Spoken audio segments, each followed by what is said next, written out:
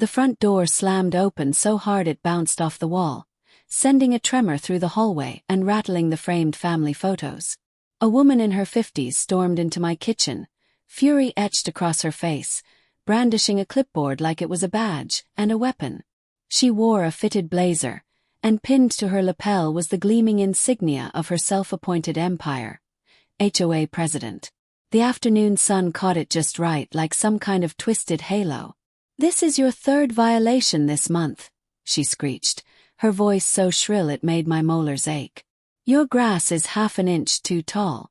Your garbage cans were visible for 37 minutes past pickup. And don't even get me started on that abomination you call a mailbox." I stood in the living room doorway, still holding my coffee mug, watching in disbelief as this stranger marched through my home like she held the deed.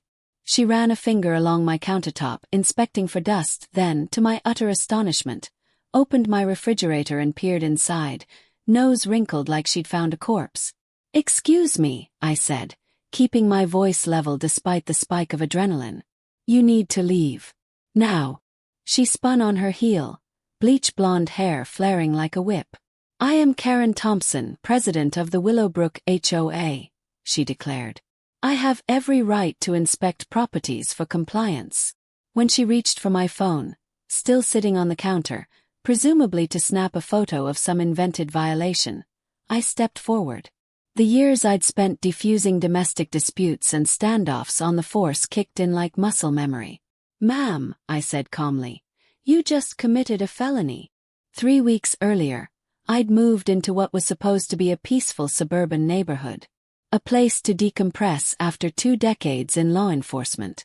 Detective James Morrison. Yeah, that's me. Decorated, respected, and just looking to spend his retirement tending tomatoes and grilling on weekends. Karen had other plans. From the moment I moved in, she made it her mission to find fault with everything. My mailbox, 2 inches too low. My driveway, a microscopic oil stain she claimed violated subsection 12.4 of the HOA handbook. Even my American flag wasn't safe. She insisted it was the wrong shade of blue. I tried to be polite. I nodded, listened, kept things civil. Other neighbors gave me quiet warnings and sympathetic glances. "That's just Karen," they'd sigh. "She's been president for 5 years. Thinks she's running Fort Knox." But I dealt with worse than a clipboard tyrant. Or so I thought. Then came the barbecue. It was just a casual Saturday.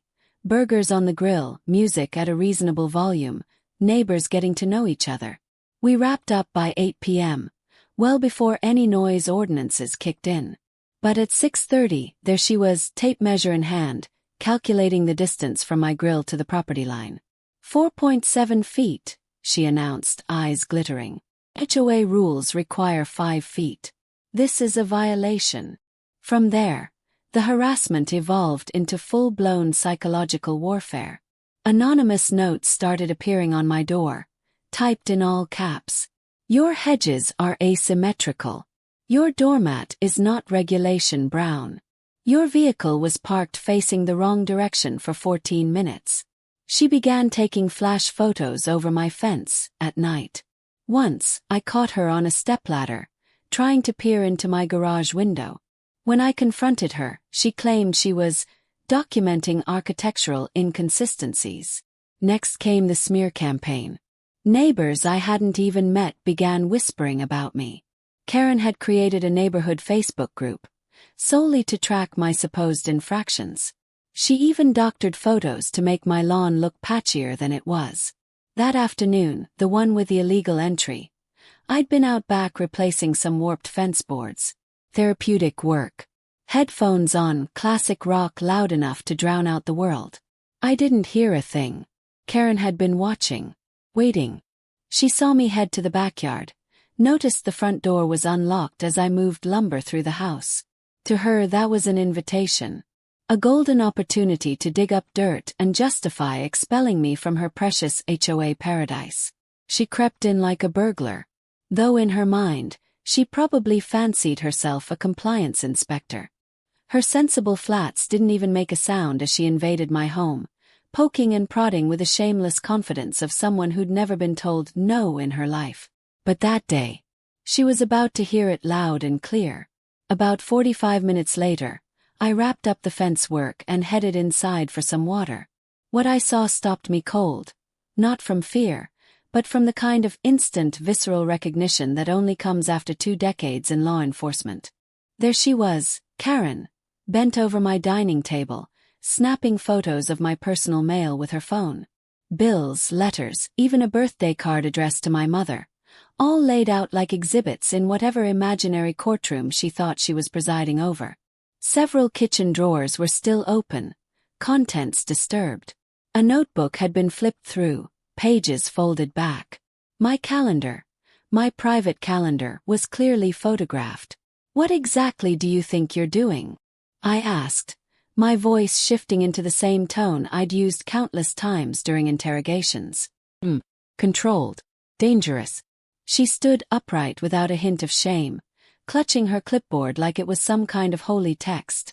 "I'm conducting a lawful HOA inspection," she declared. "You've been reported for numerous violations, and I have full authority to investigate." "No," I said firmly, pulling out my phone and tapping the record button. "You have zero authority to enter my home without permission. That's breaking and entering, Karen. Also trespassing, invasion of privacy, and depending on what you just photographed, possibly identity theft." She let out a short, barking laugh. "Don't be ridiculous. The HOA charter gives me inspection rights. This is all perfectly legal." Actually smiled. "Really? Show me where in the charter it says you're allowed to enter private residences without consent." "I'll wait." Her expression faltered. She rifled through her papers, searching for a clause that didn't exist. "It's implied," she muttered. "How else am I supposed to ensure compliance?" "From outside. Like a normal person," I said flatly, then reached into my pocket. "Let me show you something, Karen." I flipped open my badge. Her face drained of color in an instant. "Detective James Morrison," it read, alongside my badge number and department seal. "You're a cop," she whispered, voice suddenly shrinking. 20 years on the force," I confirmed, nodding toward the corner of my living room. "And that security camera. It's been recording since the moment you stepped inside. So has the one in the kitchen. And the one at the front door, which caught you entering without permission." Her clipboard hit the floor with a clatter. "This is a misunderstanding," she stammered. I knocked, and I thought I heard someone say to come in. From the backyard. Through my noise-canceling headphones. I raised an eyebrow. "That's impressive hearing, Karen." I pulled out my work phone and started dialing. "I'm calling this in. You can explain your version to the responding officers." "Wait." She lunged forward, then froze when I raised a hand. "We can work this out. I'll leave right now. We can pretend this never happened." "That's not how crime works," I said, tone still measured but firm. "You don't get to undo a felony just because you got caught." "Dispatch, this is Detective Morrison, badge 4729. I need units at my residence for a burglary in progress. Suspect is still on scene." Karen's knees gave out. She collapsed into the nearest dining chair, the same one she'd been using to lean over my private mail, and looked up at me with tears welling in her eyes. "Please," she begged, her voice cracking. "I have a reputation. I run a real estate agency. This will ruin me." "You should have thought of that before you broke into a police officer's home," I said, never breaking eye contact. "Or anyone's home, for that matter. The badge doesn't make this worse, Karen. It just means I know exactly what you've done." Minutes later, I heard the familiar wail of approaching sirens. "So did she?" In a last-ditch effort, she scrambled to her feet. "I'll resign from the HOA," she blurted. "I'll void every violation you've ever received. I'll pay for a new fence, just please." "You still don't get it," I said as 2 uniformed officers stepped into the still-open front door. "This isn't about HOA nonsense anymore. This is about the law." I greeted the officers and showed them the footage on my phone. Their expressions shifted quickly, from polite professionalism to tight-jawed disbelief, as the video played. One of them, Officer Martinez, turned toward her, voice even but firm. "Ma'am," he said, "I need you to stand up and put your hands behind your back." Karen leapt up, eyes wild. "You can't arrest me. I'm the HOA president. I know the mayor. My husband is a lawyer." "Ma'am," Officer Martinez replied, producing a pair of handcuffs, "none of that matters right now. You're under arrest for criminal trespass and unlawful entry." The metallic click of the handcuffs echoed through my dining room like a final gavel strike. Karen's face twisted in a storm of rage and humiliation as Officer Martinez began reading her rights. "You have the right to remain silent. Anything you say can and will be used against you in a court of law." "This is ridiculous," she spat, twisting against the cuffs. "It's his word against mine." "Actually," I said, holding up my phone, "it's your actions against video evidence. High-definition, multiple-angle video evidence, I might add." As the officers led her toward the door, she whipped her head around, eyes blazing with fury. "You'll regret this," she snarled. "I'll sue you for false arrest. I'll make your life a living hell. The entire HO will come after you." I gave her a friendly wave, looking forward to it. By then, the neighborhood had fully gathered to witness the spectacle. Every porch, lawn, and driveway was occupied. People stood silently at first, mouths open in disbelief. Then Mrs. Chen, 2 doors down, started clapping. Low, deliberate. The sound caught on like wildfire. Applause spread down the street. Bob from across the road lifted his beer in salute. As the cruiser pulled away with Karen still ranting about lawsuits and vengeance from the back seat, my next-door neighbor muttered, "'Bout damn time someone stood up to her," with the quiet satisfaction of a man who'd waited years for this moment. The district attorney didn't need long. My security footage, plus statements from neighbors who had witnessed her enter my home, made the case airtight.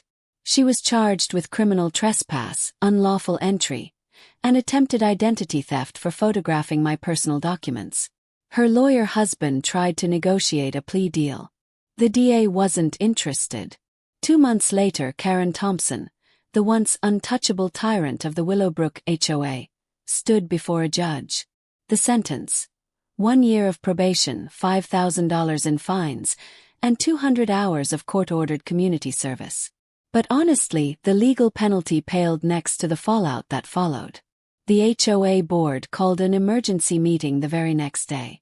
They voted unanimously to remove her as president. She sat in the back row, red-eyed and trembling, as neighbor after neighbor stepped up to the mic and recounted her years of petty harassment, intimidation, and bullying. Her real estate agency dropped her within a week, citing reputational damage. The local newspaper ran a front-page story. HOA president arrested for breaking into officer's home, complete with her booking photo. And as the judge delivered the sentence, Karen stood trembling in court, her shoulders shaking with silent sobs. The woman who once ruled our neighborhood with tape measures, citations, and a clipboard full of power trips had finally been brought down, not just by the law, but by the community she'd spent years tormenting. Justice wasn't always swift. But when it came, it arrived with handcuffs, applause, and a very long fall from a very small throne.